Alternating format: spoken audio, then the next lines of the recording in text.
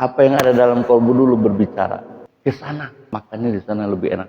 Jadi yang batin itu berbicara lebih dahulu daripada peristiwa yang terjadi. Makanya dalam surah Ar-Ra'd itu dikatakan, innallaha la yughayyiru ma biqaumin hatta yughayyiru ma bi anfusihim. Anfus di situ jiwa manusia.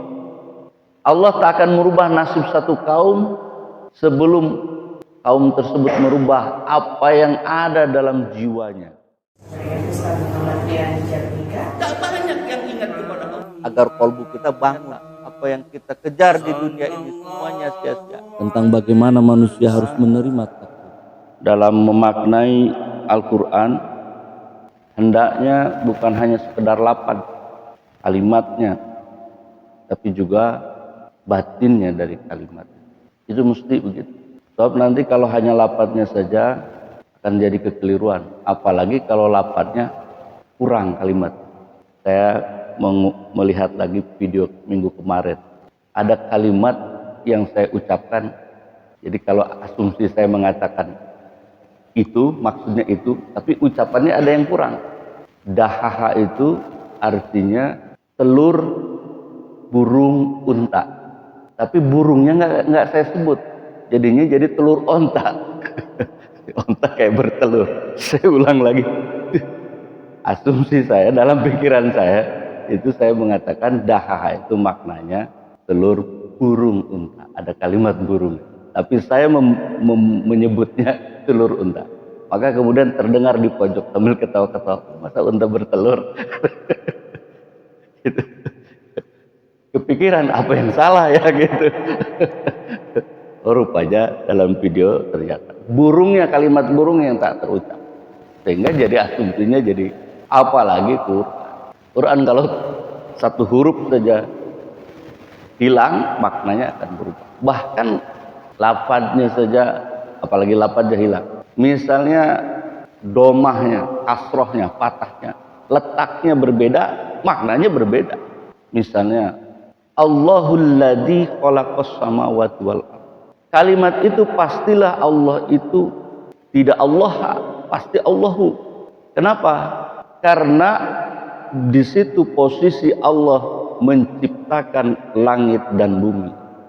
Sebagai apa? Sebagai fa'il, sebagai subjek. Tapi kalau Allah, Allahnya sebagai objek.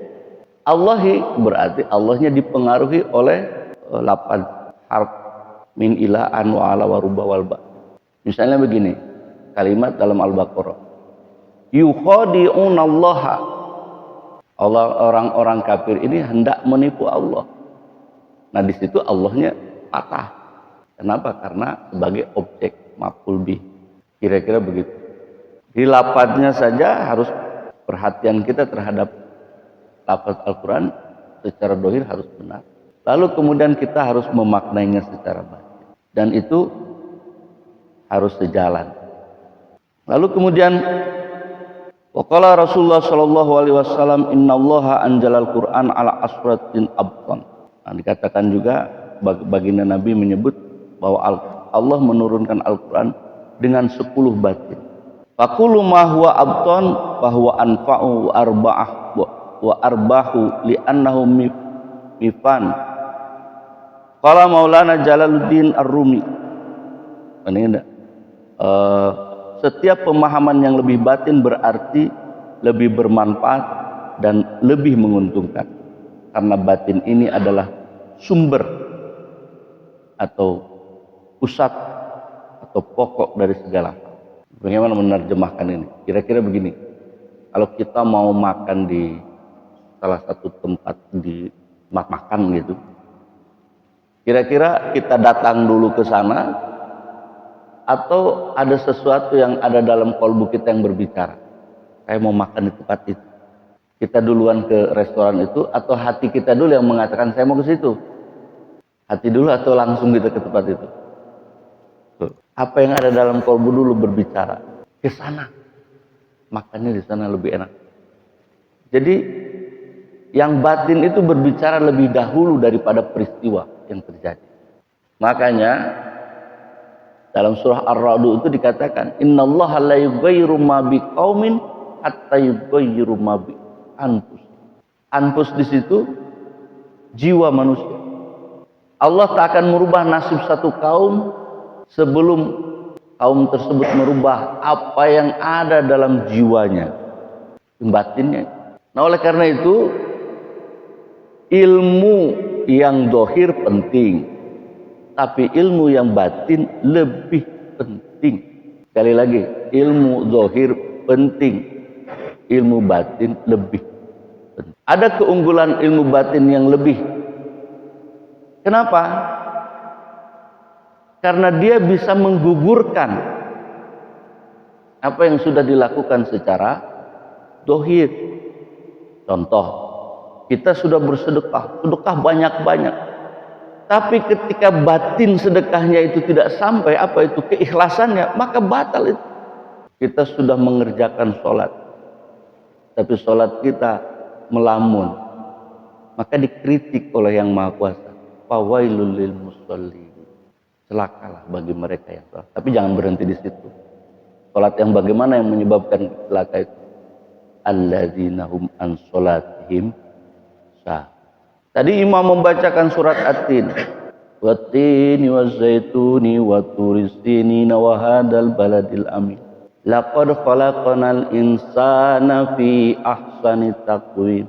Sungguh telah diciptakan manusia itu sebaik-baiknya ciptaan.